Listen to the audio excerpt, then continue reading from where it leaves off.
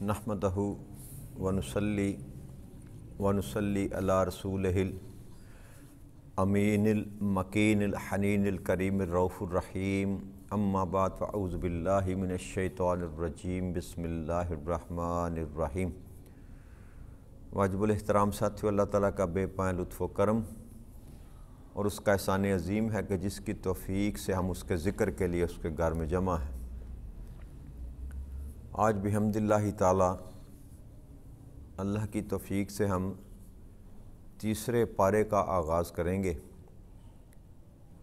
और सूरह अल-बकरा की आयत नंबर 253 है। इसमें अल्लाह करीम ने इरशाद फरमाया,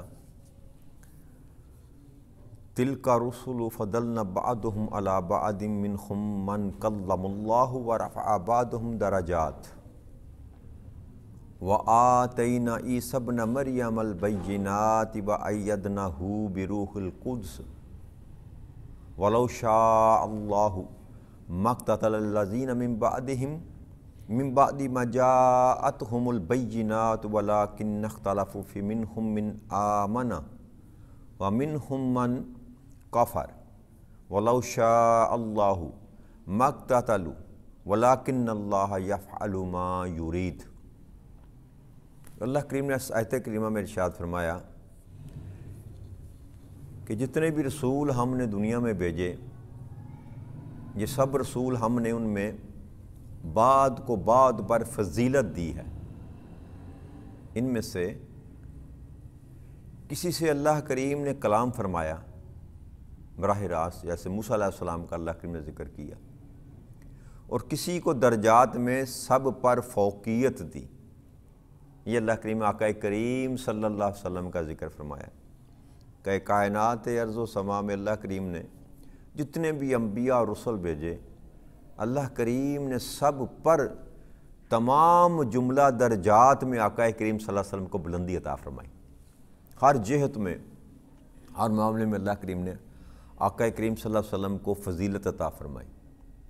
और फिर इरशाद फरमाया अल्लाह करीम ने, हमने मरियम के फ़र्जंद यानी कि ईसा अलैहिस्सलाम को वाज़ेह निशानियाँ अता की, जो मैंने ज़िक्र किया था आपके साथ कि वो मुर्दा को ज़िंदा कर देते थे, बर्स ज़दा कोड़ी मरीज़ जो होता था उसको हाथ फेरते थे, वो तंदुरुस्त हो जाता था।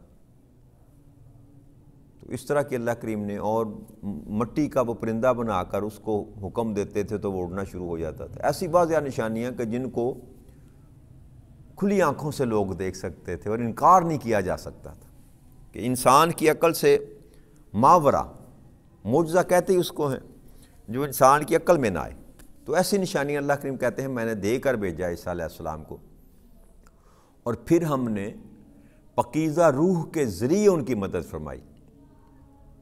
पकीज़ा रूह से मुराद है जिब्राईल अमीन अलैहिस्सलाम, कि उनके ज़रिए उनकी मदद फरमाई। और हमने, और अगर अल्लाह चाहता तो उन रसूलों के पीछे आने वाले लोग अपने पास खुली निशानियां आ जाने के बाद आपस में कभी भी ना लड़ते, मगर उन्होंने इख्तलाफ किया कि बस उनमें कुछ ईमान लाए और उनमें से कुछ ने कुफर इख्तियार किया। अगर अल्लाह चाहता तो वो कभी भी बाहम ना लड़ते, लेकिन अल्लाह जो चाहता है करता है, अल्लाह जो चाहता है करता है। तो अल्लाह करीम ने ये बात, ये उक़दा खोलने के बाद कि हर नबी को अल्लाह करीम ने एक से दूसरे पर फजीलत अता फरमाई जैसे अल्लाह ने चाहा। ये अल्लाह की मंशा पर है कि किसी को उसने खलीलुल्लाह बनाया, किसी को कलीमुल्लाह बनाया, किसी को रूहुल्लाह कहा, किसी को हबीबुल्लाह बनाया। तो ये उसकी अपनी मर्ज़ी है। आदम अलैहिस्सलाम को सफ़ीउल्लाह बनाया। तो मुख्तलिफ जो है ना अल्लाह करीम ने फ़जीलतें अता फरमाई। और आका करीम सल्लल्लाहु अलैहि वसल्लम की जब बात आई तो सारी फ़जीलतें जो थी अल्लाह करीम ने वहाँ पर कमाल अतम आका करीम को अता फरमाई। हर वो जहत, हर वो कमाल, हर वो फ़जीलत, हर वो दर्जा जो किसी न किसी नबी को अल्लाह करीम ने अता फरमाया था, उन सारी नेमतों को, सारे दर्जात को कमाल पर पहुँचा कर अल्लाह ने अपने महबूब को अता फरमाया। ساری فضیلتیں، سارے درجے۔ اللہ کریم نے قرآن کریم میں ارشاد فرمایا وَرَفَعْنَا لَكَ ذِكْرَكَ، ہم نے آپ کی خاطر آپ کے ذکر کو بلند کر دیا۔ پورے قرآن میں آپ کو کہیں بھی کسی نبی کے ساتھ یہ کلمات نہیں ملیں گے، حالانکہ ذکر تو خود اللہ کریم قرآن کریم میں سب نبیوں کا کر رہا ہے، اور سب سے بڑھ کر موسیٰ علیہ السلام کا ذکر کیا، عیسیٰ علیہ السلام کا ذکر کیا۔ آقا کریم صلی اللہ علیہ وسلم کا تو نام لے کر اللہ کریم نے ذکر کیا ہی نہیں، سوائے دو آیات دو ملیں گی آپ کو جہاں آپ کا نام لے کر بیان، باقی آپ کو سارے انبیاء کرام کا نام ملے گا۔ لیکن ذکر کا جہاں پر معاملہ آیا تو اللہ نے فرمایا میرے محبوب میں نے صرف آپ کی خاطر آپ کا ذکر بلند کیا۔ اب قیامت تک جب تک دنیا قائم ہے اس وقت تک جہاں میرا ذکر ہوگا وہاں تیرا ذکر ہوگا۔ وَرَفَعْنَا لَكَ ذِكْرَكَ کی سب سے چھوٹی اگر تعبیر کی جائے نا، تھوڑے لفظوں میں اس کو اگر سمجھنے کی کوشش کرے انسان، تو اس کا معنی یہ ہے کہ جہاں اللہ کا ذکر ہوگا وہاں ساتھ ہی اللہ کریم نے بندوبست کیا کہ وہیں میرا ذکر ہوگا۔ اب دنیا کی کوئی آپ عبادت نکال لیں، آقا کریم صلی اللہ علیہ وسلم کے ذکر کے بغیر اللہ نے کسی عبادت کو مکمل ہی نہیں کیا۔ کوئی ایک ایسی عبادت آپ ایسی نہیں نکال سکتے کہ جہاں اللہ نے اپنا ذکر رکھا ہو ساتھ اور اپنے محبوب کا ذکر نہ رکھا۔ یہ وہ فضیلت ہے جو اللہ کریم نے تمام انبیاء پر اپنے محبوب کو عطا فرمائی۔ تو اللہ فرماتے ہیں، یہ بیان کرنے کے بعد اللہ نے فرمایا کہ اگر اللہ چاہتا تو رسولوں کے چلے جانے کے بعد، رسولوں کے بعد جو لوگ آتے رہے وہ آپس میں جھگڑا کرتے رہے، جبکہ ان کے پاس کھلی نشانیاں موجود تھیں۔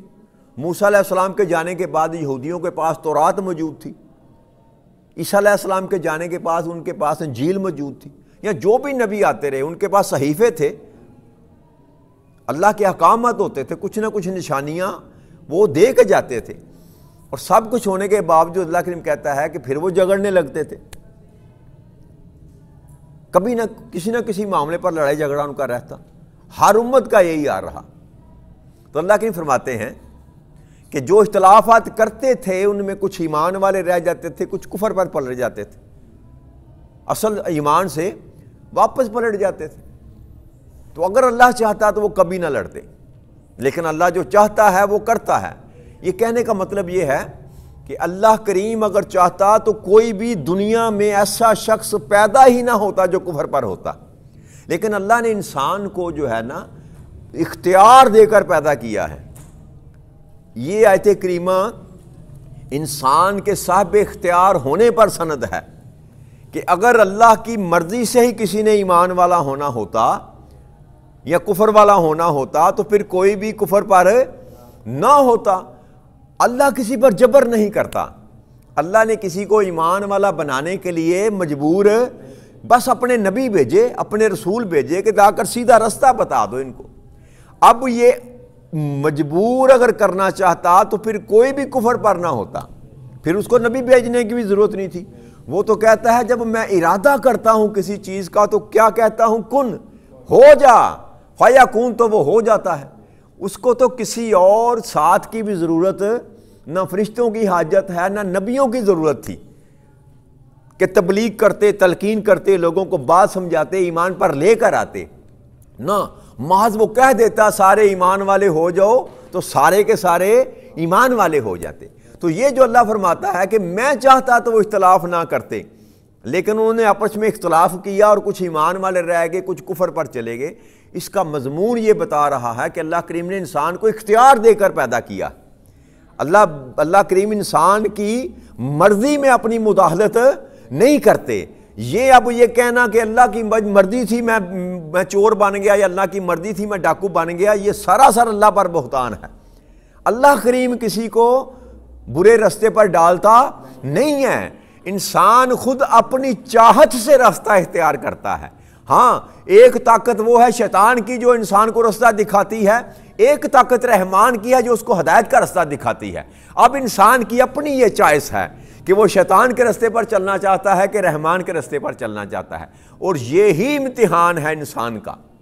یہ خواہش دے کر یہ امتحان جو ہے اسی کا تو جواب قیامت کے دن اللہ لے گا نا، کہ میں نے تجھ کو صاحب اختیار پیدا کیا تھا، اب اس کا جواب تو نے مجھ کو دینا ہے کہ بتا میں نے تجھ کو رزق دیا تھا کہاں خرچ کیا، میں نے تجھ کو زندگی دی تھی کیسے گزاری، میں نے تجھ کو صحت تندرستی عطا کی تھی کیسے اس کو استعمال کیا، میں نے تجھ کو حکومت عطا کی تھی، تجھ کو میں نے غلبہ عطا کیا تھا، تجھ کو میں نے یہ سارا کچھ دنیا میں حکومت عطا کی تھی، تو کیسے اس کا استعمال کیا؟ تو وہ جو دیا انسان کو اس کا جواب لے گا۔ تو اگر انسان صاحب اختیار ہی نہ ہوتا تو جواب کس بات کا؟ یہ حساب و کتاب، یہ جزا و سزا کا جو معاملہ ہے، اس کا تو مقصد ہی فوت ہو جاتا ہے اگر انسان اپنی مرضی سے کچھ نہ کر سکے۔ بعض لوگ یہ کہتے ہیں کہ تقدیر میں یہ لکھا تھا، جی وہ تقدیر کے مفہوم کو نہیں سمجھتے، وہ کو تقدیر ہے کیا؟ تقدیر اصل حقیقت میں اللہ کے علم کو کہتے ہیں کہ جو کچھ بھی کائنات میں ہو رہا ہے یا جو بھی کائنات میں ہوگا وہ اللہ کے علم میں ہے، وہ اللہ کے علم میں ہے، اس لیے اس نے لکھ رکھا ہے کہ کل یہ بندہ یہ کرے گا، کل یہ بندہ یہ کام یا فلاں صدی میں یہ کام ہوگا۔ قیامت تک کے جتنے معاملات ہیں اللہ کریم نے اپنے علم کے سبب سے وہ سارے رقم کر رکھے ہیں، لوح محفوظ میں لکھ رکھا ہے، اس کو تقدیر کہتے ہیں۔ اس کو تقدیر کا مطلب یہ نہیں ہے کہ اللہ کریم نے انسان کو بے بس کر دیا، نہ، انسان اپنی چاہت سے ہی نیکی کرتا ہے، انسان اپنی چاہت سے ہی برائی کرتا ہے۔ اب برائی کرنے والا یہ نہیں کہہ سکتا کیونکہ میرے مقدر میں لکھا تھا اس لیے میں برا ہوں، نہ، یہ بات کہنے والا سراسر اللہ کی ذات پر بہتان باندھتا ہے اور راہ فرار اختیار کرتا ہے، اپنا کیا ہوا کسی اور پر ڈالنے کی کوشش کرتا ہے۔ اللہ کریم نے کسی کو مجبور نہیں کر رکھا، اللہ کریم نے آزاد پیدا کیا ہے۔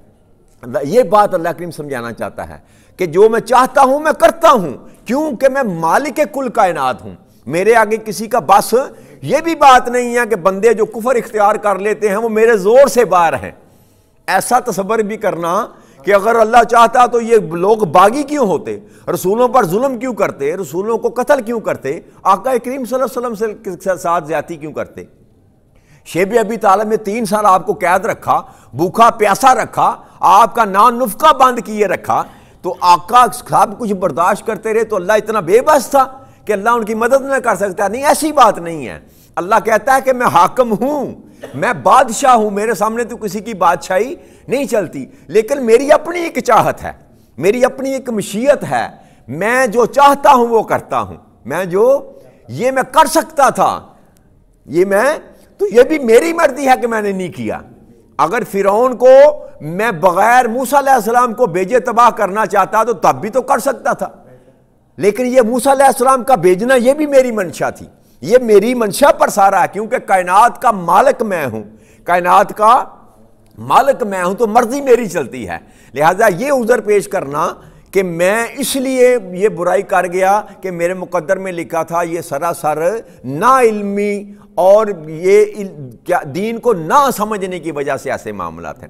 اگر آپ مطالعہ کریں، آپ قرآن کو ہی پڑھیں تو آپ کو سمجھ آ جائے گی کہ مقدر اس کو نہیں کہتے کہ جو میں کرتا ہوں وہ لکھا گیا اس لیے میں نے یہ ایسا کیا، نہ، اللہ کے علم میں ہے کہ میں یہ کروں گا اس لیے اس نے لکھ رکھا ہے، لیکن اللہ مجھے مجبور نہیں کرتا۔ اگر اللہ کی مرضی سے میں چور بنوں یا ڈاکو بنوں یا زنا کروں یا چوری کروں یا فساد کروں، اللہ کی مرضی سے کروں، اللہ کی مرضی سے کروں، تو پھر مجھ پر کوئی سزا اور جزا کا قانون اور کلیہ ہی نہیں لگ سکتا۔ مولا تیری مرضی سے میں نے کیا، تیری یہ علیحدہ بات ہے کہ وہ فرماتا ہے ان اللہ علی کل شیء قدیر، یہ اس کی قدرت ہے کہ جو چاہے وہ کر سکتا ہے۔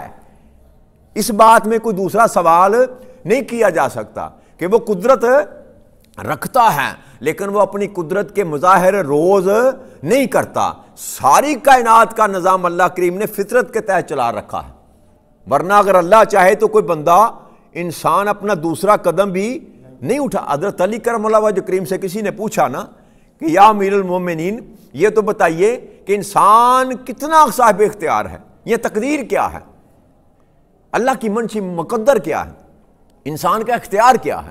تو آپ نے فرمایا بیٹا اپنا ایک قدم اٹھاؤ۔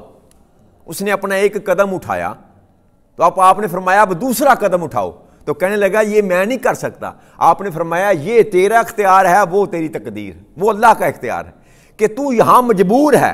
انسان ایک قدم اٹھانا یہ تیرا اختیار ہے، دوسرا قدم تو نہیں اٹھا سکتا، یہ تیری مجبوری ہے. تو یہاں اللہ کریم نے جو اختیار دیا انسان کو، کسی معاملے میں اللہ کریم نے، باقی زندگی کے معاملات چلانے میں اللہ کریم نے کسی کو بے اختیار، میں کھاتا ہوں اپنی مرضی سے، میں پیتا ہوں اپنی مرضی سے، میں چلتا ہوں اپنی مرضی سے، میں سوتا ہوں اپنی مرضی سے، میں اٹھتا ہوں اپنی مرضی سے. بے شک منشا اس کا پیچھے ہے، منشا اس کا پیچھے ہے، لیکن حقیقت یہ ہے میرے دوستو کہ میں اپنے کسی امر کو بھی اللہ کی ذات پر نہیں ڈال سکتا. میں کسی اپنی، اگر نیکی میں نے کی ہے تو یہ بندگی کا تقاضا ہے کہ میں کہوں کہ مولا تیری توفیق سے ہے، مولا تیری توفیق سے ہے کہ تو نے توفیق بخشی تو میں یہ نیک عمل کر لیا. اور اگر برائی میں کرتا ہوں تو اس کو میں رب کریم کی ذات کے ساتھ منسوب نہیں کر سکتا. مولا یہ میری کوتاہی ہے، یہ میری کوتاہی ہے، یہ میری کمی ہے، میری کمزوری ہے جو میں برا عمل کر گیا.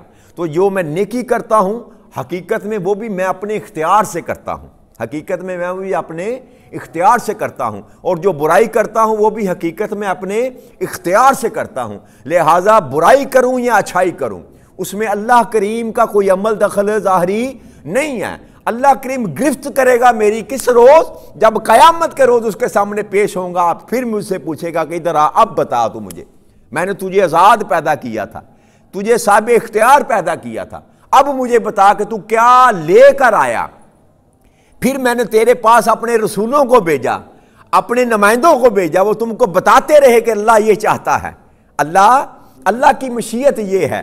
اب تو یہ بتا کہ تو نے اپنی مرضی پر زندگی گزاری یا میری مرضی پر زندگی گزاری. اسی بات پر انسان کا فیصلہ ہوگا.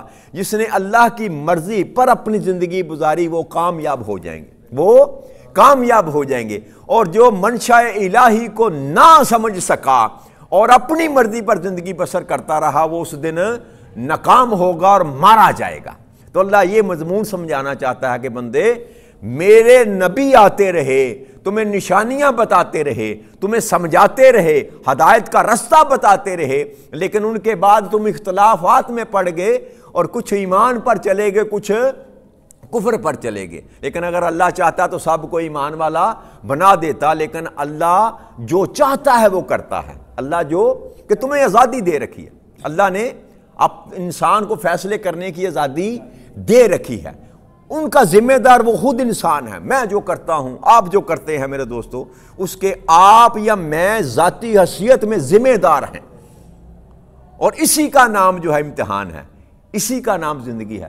فرشتے ہیں نا، فرشتوں کی اپنی مرضی، اپنا منشا نہیں ہے، اس لیے ان کا حساب و کتاب بہائم ہے. جانور جو ہیں، جانور، ان کو عقل سلیم اللہ نے عطا نہیں کی، اس لیے ان کا حساب و کتاب. کائنات میں دو ایسی جن سے اللہ کریم نے پیدا فرمائی جن کو عقل سلیم عطا فرمائی، ایک جن ہے ایک انسان، اور یہ دونوں کا مواخذہ ہوگا، ان دونوں سے پوچھا جائے گا. جن بھی اپنی مرضی سے زندگی بسر کرتا ہے، انسان بھی اپنی زندگی سے زندگی بسر کرتا ہے. لہٰذا انسان اور جن دو مخلوقات ایسی ہیں ساری کائنات اور ارض و سما میں جن کا مواخذہ کیا جائے گا. لہٰذا اس لیے ہمیں کوشش کرنی چاہیے کہ اپنی زندگیوں کو اللہ کے بتائے ہوئے راستے کے مطابق گزارنے کی کوشش کریں، اللہ کی منشا پر اپنی زندگی کو گزارنے کی کوشش کریں، تاکہ جب اللہ کے پاس ہم نے جانا ہے، اس کے سامنے کھڑا ہونا ہے، تو اس امتحان میں کامیاب ہو جائیں. اللہ کے سامنے جب جواب دینا پڑے تو اللہ کریم کے سامنے ہم ناکام نہ. اللہ کریم یہ بات سمجھانا چاہتا ہے. آگے آیت نمبر 254 میں اللہ کریم ارشاد فرماتے ہیں، یا ایھا الذین آمنوا انفقوا مما رزقناکم من قبل ان یاتی یوم لا بیع فیہ ولا خلۃ ولا شفاعۃ والکافرون هم الظالمون. اور اے ایمان والو، جو کچھ ہم نے تم کو عطا کیا اس میں سے خرچ کرو، اللہ کے راستے میں، میری راہ میں خرچ کرو، قبل اس کے کہ وہ دن آ جائے جس میں نہ کوئی خرید و فروخت ہوگی، نہ کوئی دوستی کا آرامند ہوگی، نہ کوئی سفارش. اور یہ کفار ہی ظالم ہیں، یہ کفار ہی. اب اللہ کریم نے ساتھ ہی آیت کریمہ کے سارا مضمون کھول کر بیان کر دیا کہ اب جو کچھ میں نے تجھ کو دیا ہے نا اے ایمان والو. اب خطاب ایمان والوں سے کیا جا رہا ہے، کفر والوں کا تو کھاتا بند ہو گیا. جو دین کو بھول گئے، جو نبی کی بات کو چھوڑ گئے، ان کا کھاتا وہ تو ختم ہو گئے۔ اب ایمان والوں کو اللہ بتا رہا ہے کہ اب تم کو میں نے جو کچھ بھی عطا کیا اس میں سے اللہ کی راہ میں بھی خرچ کی، میرے راستے میں بھی خرچ کیا کرو، قبل اس کے کہ وہ دن آ جائے جس دن کوئی خرید و فروخت نہیں ہوگی۔ وہاں جب قیامت کی گھڑی آئے گی نا تو وہاں کوئی لین دین نہیں ہوگا کہ مولا یہ لے لے تو میرا مجھے یہ دے دے، نہ ایسی کوئی خرید و فروخت وہاں۔ اللہ کہتا ہے کہ کچھ بھی تیرے پاس ہوگا تو ساری کائنات بھی اگر دینا چاہے گا مجھ کو تو میں قبول نہیں کروں گا۔ اور دوسرا یہ فرمایا کہ نہ کوئی دوستی کام آئے گی۔ یہاں یاد رکھیے گا یہ جن دوستی کے اللہ کریم بات کر رہا ہے نا وہ دوستی ہے کفار کی دوستی، وہ شیطان کی دوستی۔ اس کو مطلقاً ایسے نہیں کہہ دینا چاہیے کہ کسی کی دوستی کام نہیں آئے گی، نہ یہ بات بھی غلط ہے۔ وہاں دوستی کام آئے گی، کس کی دوستی؟ اللہ کے ساتھ لگائی ہوئی دوستی، قرآن کے ساتھ لگائی ہوئی دوستی، نماز کے ساتھ لگائی ہوئی دوستی، اللہ کے ولیوں کے ساتھ، اللہ کے ماننے والوں کے ساتھ، اللہ کے رسولوں کے ساتھ، اللہ کے نیک بندوں کے ساتھ لگائی ہوئی دوستی اس دن کام آئے گی۔ یہ آیت کریمہ یہ بتا رہی ہے کہ اس دن وہ دوستی کام نہ آئے گی جو تم نے طاغوت کے ساتھ لگائی، جو تم نے شیطان کے ساتھ لگائی۔ اس دن کوئی تیری سفارش نہیں کر سکے گا، میرے سامنے کوئی بول نہیں کر سکے گا۔ لیکن آقا کریم صلی اللہ علیہ وسلم نے کیا فرمایا کہ اس دن تو جو بچہ نوزائیدہ دنیا سے چلا گیا وہ بھی اپنے ماں باپ کی شفاعت کرے گا، نمازیں شفاعت کریں گی، قرآن شفاعت کرے گا، نیک اعمال شفاعت کریں گے، روزے تیری شفاعت کریں گے۔ تو مطلقاً کہہ دینا کہ کچھ کارآمد نہیں، یہ ایسے آیت کریمہ کا مضمون نہیں ہے۔ یہ کون کام نہیں آئے گا؟ وہ دوستیاں کام نہیں آئے گی جو آپ نے اللہ کو چھوڑ کر لگائیں، اللہ کو چھوڑ کر لگائیں۔ تو جو اللہ کے دوست ہیں وہ کام آئیں گے، نیک اعمال آپ کے کام آئیں گے۔ اس لیے اللہ کریم کہتا ہے کہ آج تیرے پاس وقت ہے، اس دن کا ذہن میں رکھ کہ جس دن کوئی خرید و فروخت نہیں ہوگی، نہ کوئی کاروبار کام خرید و فروخت ہو سکے گی، نہ کوئی تیری دوستی کام آ سکے گی کفر کے ساتھ جو تو نے لگا رکھی ہے۔ اور یاد یہ بھی رکھ کہ ظالم جو ہے وہ کافر ہی ہیں، ظالم انہوں نے اپنی جانوں پر ظلم کیا۔ ساتھ یہ بھی حکم اللہ نے کھول دیا کہ جنہوں نے اپنی جانوں پر ظلم کیا ہے وہ کافر ہیں، وہ مومن ظالم۔ تو یہی ہمیں چاہیے کہ ہم اپنی زندگی میں اس سانس کے چلتے وقت تک، جب تک اللہ نے ہمیں مہلت عطا فرمائی ہے، اللہ کے سامنے پیش ہونے کی تیاری کر لیں۔